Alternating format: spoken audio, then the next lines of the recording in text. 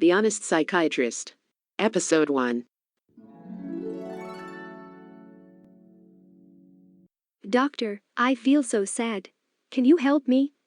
Well, I would prescribe a selective serotonin reuptake inhibitor at random, although I don't know at all if you have little serotonin in your brain to make you depressed. Is this an endeavor that involves some risk? The psychotropic drugs I prescribe may have an enormous myriad of long-term harmful effects on your body, but it will be difficult to connect and demonstrate them. It will be easy for pharmaceutical companies and us prescribers to say that the drugs are not responsible, even in cases where the link is in your experience as clear as day. A perfect crime. But a friend of mine was talking good about it. The side effects of SSRI/SNRI antidepressants are very varied and subjective. In some cases, irreversible damage occurs. It's like playing Russian roulette. Oh my God, is it worth it in your opinion? If I suffered from mild depression, I would take time off to travel and have sex. I would not castrate myself with psychiatric drugs.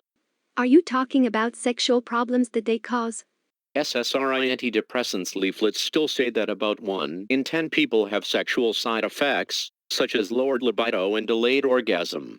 In fact, as many more recent studies have shown, sexual dysfunction is far more common, with symptoms such as decreased genital sensitivity, loss of sexual arousal and pleasure. In some cases, they are irreversible. So what do you do? I sell probable poisons on behalf of pharmaceutical companies. The important thing is that it is in label. How can you keep doing this? My job is to detect symptoms, make diagnoses, prescribe drugs, and get gifts. If I had a shred of conscience, I would have finished work. And if a patient tells you that has developed a sexual problem? When my patients come to tell me that the SSRI antidepressant is causing them erectile dysfunction and genital numbness such that they can no longer masturbate, I tell them that sexual difficulties are very common in depression and performance anxiety. I've also read the new recommendation of the European Medicine Agency regarding persistent sexual dysfunction by SSRIs and SNRIs. But I prefer to keep telling my patients who complain about PSSD that they are just anecdotal cases and urban legend.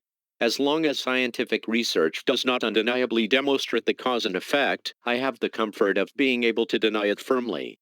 I'm sorry, I'm so confused about how you work. My job is to detect symptoms, make diagnoses, prescribe drugs, and get gifts. Yeah. No. How do you do this?